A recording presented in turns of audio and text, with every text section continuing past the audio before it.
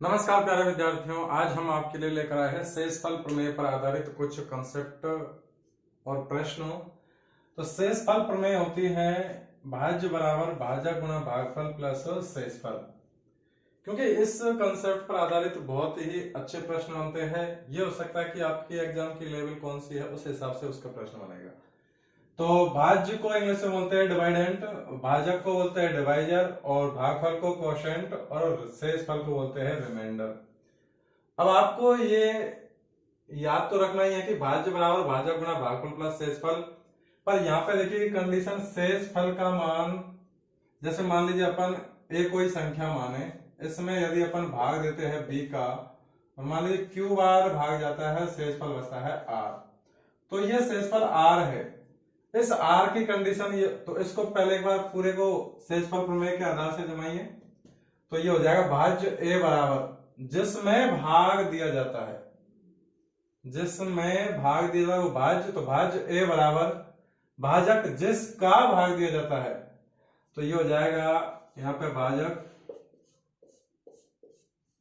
ये a हो जाएगा भाज्य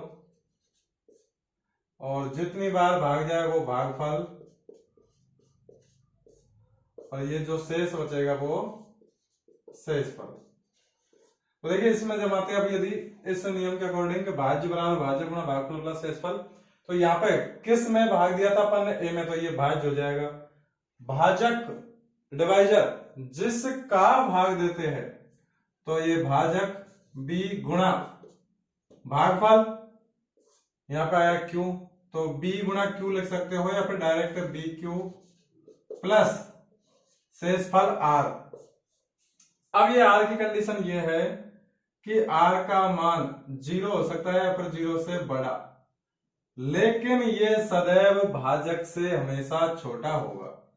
ये आर की कंडीशन है। शेषफल कंडीशन ये है कि ये इसका मान 0 हो सकता है या 0 से बड़ा और भाजक से सदैव छोटा होगा। अब इस बात को यदि अपन एक एग्जांपल लेके समझते हैं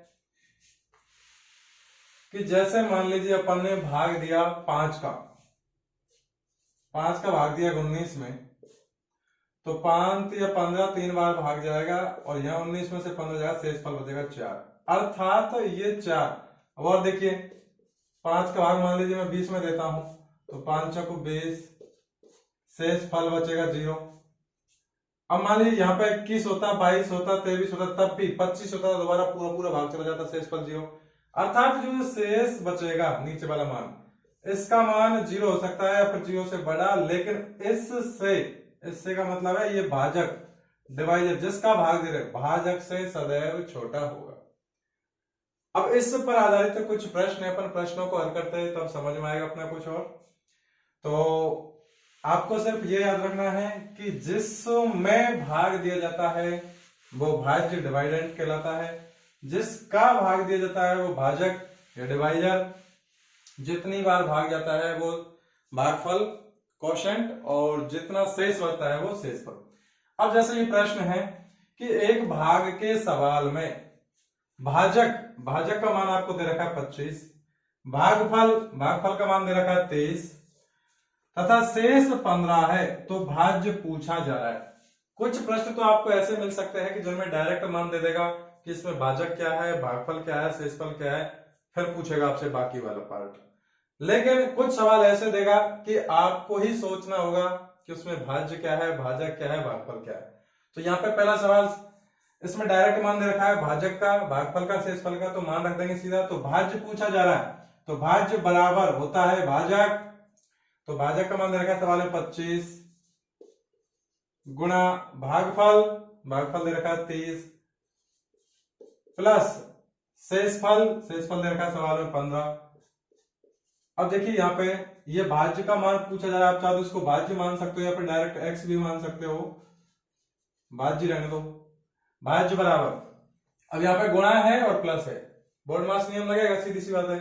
तो यहाँ पे पहले प्लस हो गया गुणा, क्योंकि बोर्ड मास नियम के अकॉर्डिंग सबसे पहले कोष्टक ब्रैकेट हल होते हैं, ब्रैकेट के बाद का ऑफ का नंबर आता है, ना इसमें ब्रैकेट है ना इसमें ऑफ है। उसके बाद आता है डी का नंबर, डिवाइडेशन या डिवीजन, तो डी भाग भी नहीं है इसमें, तो गुणा प्लस है तो सबसे पहले इसमें होगा गुणा। तो गुणा करेंगे 25 को 3 से गुणा करूंगा 75 और 1 0 एजिटेज यानी 750 और प्लस का 15। अब 750 में अपन 15 जोड़ेंगे तो यह जाएगा 765। अर्थात इस प्रश्न में भाज्य डिवाइडेंट का मान आ गया 765। तो इसमें ऑप्शन नंबर हो गया आपका 4 करेक्ट आंसर। अगला प्रश्न देखते हैं। अगला प्रश्न है किसी संख्या को 125 से भाग देने पर भागफल 16 और शेषफल 11 हो। तो आपको इसमें ये नहीं दे रखा कि कौन सा इसमें भाज्य है और कौन सा भागफल है, ये आपको खुद को सोचना होगा। तो उसके लिए आपको ये याद रखना है कि जिसमें भाग दिया जाता है वो भाज्य, जिसका भाग दिया जाता है वो भाजक, और भागफल जितनी बार भाग जाता है वो, और लास्ट में जो शेष बचता है वो शेषफल। तो देखिए किसी संख्या को 125 से भाग देने पर, 125 से भाग दे रहा है यानी जिसका भाग दिया जाता है वो होता है भाजक। तो भाजक का मान है सवाल में 125, भागफल 16, तो ये भागफल आ गया यहां पर 16, भागफल का मान 16 गया, और शेषफल दे रखा 11, और शेष का मान दे रखा है 11। तो पूछा जा रहा है कि वह संख्या क्या होगी, यानी किसी संख्या को 125 से भाग देने पर, अर्थात वो संख्या कौन सी है जिसमें अपन ने 125 से भाग देने पर भागफल 16 आया और शेषफल 11 आया। तो वो संख्या पूछा जा रहा है जिसमें भाग दिया जाता है, तो वो भाज्य का मान पूछा जा रहा है इसमें भी। तो सीधा सा आपको मान रखना है, सीधा भाजक 125, भागफल का 16, शेषफल का 11। तो फॉर्मूला आपको यही याद रखना है, भाज्य बराबर भाजक किसका भाग दे रहा है 125 का, तो 125 रख दो, 125 गुणा भागफल का मान देखिए यहाँ पे भागफल दे रखा है 16, तो 16 प्लस शेषफल का मान दे रखा है 11, तो 11 मान रख देंगे। अब वही बोर्डमास नियम के अकॉर्डिंग पहले गुणा होगा फिर प्लस होगा। तो 16 को 5 से गुणा करें, 16 5 80 का 0 हासिल की 8, 16 दून 32 और 8 40 की 0 हासिल की 4, 16 कम 16 4 20 और प्लस के 11, अर्थात 2000 में अपन 11 जोड़ेंगे तो ये हो जाएगा 2011। अर्थात इस प्रश्न का आंसर हो गया 2011। अर्थात वो संख्या यानी जिसमें अपन ने भाग दिया था वो संख्या हो जाएगी 2011। इसी प्रकार अगला प्रश्न है कि एक भाग के प्रश्न में भाज्य, इसमें भाज्य का मान दे रखा है। देखिए यहां पर चार मानों में रिलेशन है, तो आपसे कोई से भी 3 मान दे सकता है और चौथा पूछा जा सकता है, या फिर भाजक ना भागफल का मान भी दे देगा वो सीधा, और फिर कोई सा पूछ सकता है। तो प्रश्न में आपको समझना होगा कि आपको मान कौन सा दे रखा है और कौन सा निकालना है।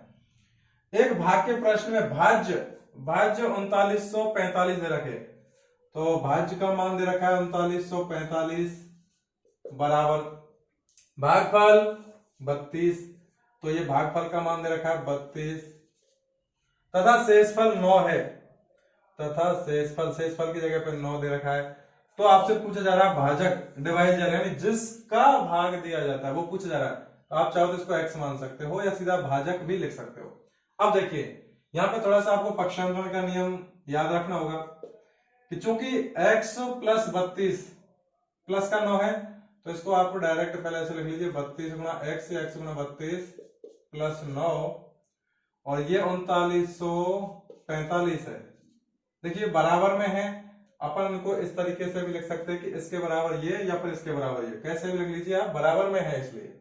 तो मैं इसको पहले लिख रहा हूं 32x प्लस 9, इसका मान है 3945। अब चूंकि यहाँ पे 32x प्लस 9 का मान है, तो पहले तो आप मान निकालिए 32x का, 32x का मान निकालेंगे तो 3945 पहले से है RHS में। ये 9 का पक्षांतरण कीजिए, 9 यहाँ प्लस का है तो उधर जाके किसका हो जाएगा ये माइनस का, तो माइनस 9। अब 3945 में से 9 घटाएंगे तो ये बचेगा 3936, ये किसका मान है 32x का, अपन को मान निकालना है x का, तो x का मान निकालेंगे तो x के गुणा में है 32, तो ये बराबर है 3936 पहले से है। अब यहाँ पे देखिए ये 32x के गुणा में है और 32 का यदि मैं पक्षांतरण करूंगा तो ये गुणा वाली टर्म है, कहां जाएगी भाग में, सीधी सी बात है, तो 32 का भाग लग जाएगा। अब देखिए 32 का भाग 39 लेंगे, 32 एकम 32, यहां बचेगा आपके पास 7, 73, 32 दूनी 64, 64 घटाएंगे इसमें से, 12 में से 4 गए तो 8, और ये है यहाँ पे 6, अगला हम बताएंगे 6, एक सेकंड देखिए 39 में भागे 32 का, 32 एकम 32 बचेगा आपके पास 7, और अगला हम बता देंगे 3 है, ये अगला 3, 73, 73 में से 64 जाएगा तो ये बचेगा 9, और 96 बचा, 96 में से 96 में 32 को भागेंगे 3, अर्थात इस प्रश्न का आंसर हो जाएगा आपका 123। तो इस प्रकार आपकी कैलकुलेशन सही होनी चाहिए बस, आंसर, तो इस प्रश्न का आंसर हो जाएगा 123। तो इस प्रश्न में देखिए आपसे पूछा जा रहा था भाज्य, तो डायरेक्ट मान नहीं दे रखा था।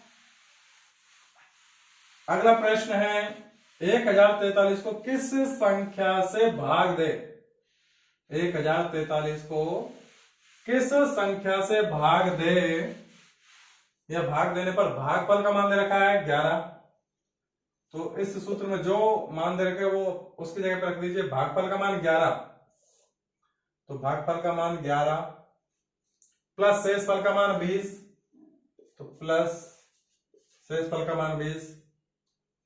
1043 को किसी संख्या से भाग देने पर भागफल 11 तथा शेषफल 20 है, तो प्राप्त भाजक पूछा जा रहा है, भाजक आपसे पूछा जा रहा है, इसमें भी भाजक का मान पूछा जा रहा है, तो इसको भी आप x मान सकते हो, सीधा भाजक लिख सकते हो। संख्या है 1043। अब देखिए ये 1043 एज इट इज बराबर ये हो जाएगा 11 गुना x, 11x प्लस का 20। अब ये दोनों टर्म बराबर है, 1043 बराबर 11x प्लस 20, तो इनको अपन रिवर्स भी लिख सकते हैं, 11x प्लस 20 बराबर 1043।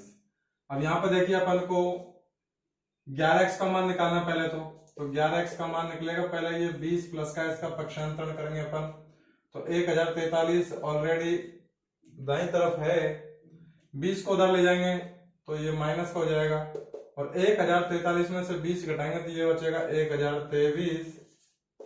ये मान आया 11x का, किसका मान आया है 11x का, अर्थात 11x बराबर 1023।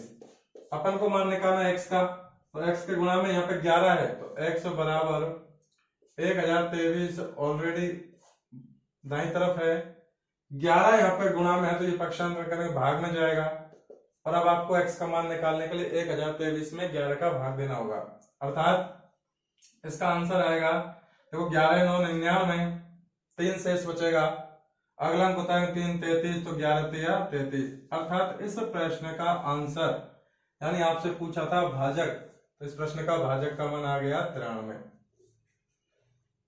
तो कंसेप्ट आपको सिर्फ ये याद रखना है कि भाज्य बराबर भाजक गुना भागफल प्लस शेषफल होता है। भाज्य जिसको बोला जाता है जिसमें अपन किसी भी संख्या का भाग देते हैं, जिस संख्या में भाग देते हैं, जैसे एक एग्जांपल लेके फिर समझिए इसको, जैसे ये 5 का भाग देंगे अपन 19 में, तो भाग किस में दे रहे अपन 19 में, तो ये भाज्य कहलाएगा, किसका भाग दे रहे हैं ये भाजक कहलाएगा, और जितनी बार भाग जाए जैसे 5 15, तो ये भागफल, और यहाँ पे जैसे 15 घटाने के बाद शेषफल बचेगा 4, तो ये हो जाएगा आपका शेषफल का मान। तो जिस संख्या में भाग देते हैं वो भाज्य या डिवाइडेंड, जिसका भाग देते हैं वो भाजक या डिवाइजर, जितनी बार भाग जाता है वो भागफल, और जितना शेष होता है वो शेषफल। आपको कंसेप्ट याद होना चाहिए। यह है कि आप के प्रश्न का लेवल जैसे मान लीजिए यही प्रश्न एक 5वीं लेवल की एग्जाम नवोदय वाली में आया तो उसमें प्रश्न का स्तर छोटा रहेगा, 8वीं लेवल में आया तो उसका स्तर थोड़ा सा बजाय 5वीं के थोड़ा कठिन हो जाएगा। अब मान लीजिए 10वीं प्लस या 12th प्लस वाली कोई सी कंपटीशन एग्जाम में आता है इसी प्रश्न, इसी कंसेप्ट पर आधारित प्रश्न, तो उस प्रश्न का लेवल थोड़ा टफ होगा। यही प्रश्न मान लीजिए इसी कंसेप्ट पर आधारित एसएससी सीजीएल लेवल का प्रश्न आता है तो वहां प्रश्न का लेवल थोड़ा और ज्यादा टफ हो जाएगा। प्रश्न का लेवल उस एग्जाम के अकॉर्डिंग हो सकता है, लेकिन आपको कंसेप्ट ये याद रखना है, इस कंसेप्ट पर आधारित यदि प्रश्न बनेगा तो इससे बाहर नहीं जाएगा, आपको इसी में कहीं ना कहीं पक्षांतरण करना पड़ सकता है या फिर सीधा इसमें मान रखना पड़ सकता है। तो इस प्रकार प्रश्नों को हल करने से पहले आपको ये सोचना होगा कि क्या सवाल में मान डायरेक्ट दे रखे हैं क्या, या फिर अपन को सोचना पड़ेगा कि ये भाजक का मान है या भागफल का मान है या शेषफल का मान है। इस प्रकार अपन सवाल को देख के आसानी से समझ सकते हैं। यदि डायरेक्ट मान नहीं दे रखे तो आपको सोचना होगा कि ये मान किसके हैं। इस प्रकार और भी बेसिक जानकारी प्राप्त करने के लिए हमारे चैनल से जुड़े रहिए। फिर मिलते हैं एक छोटे से ब्रेक के बाद, तब तक के लिए धन्यवाद।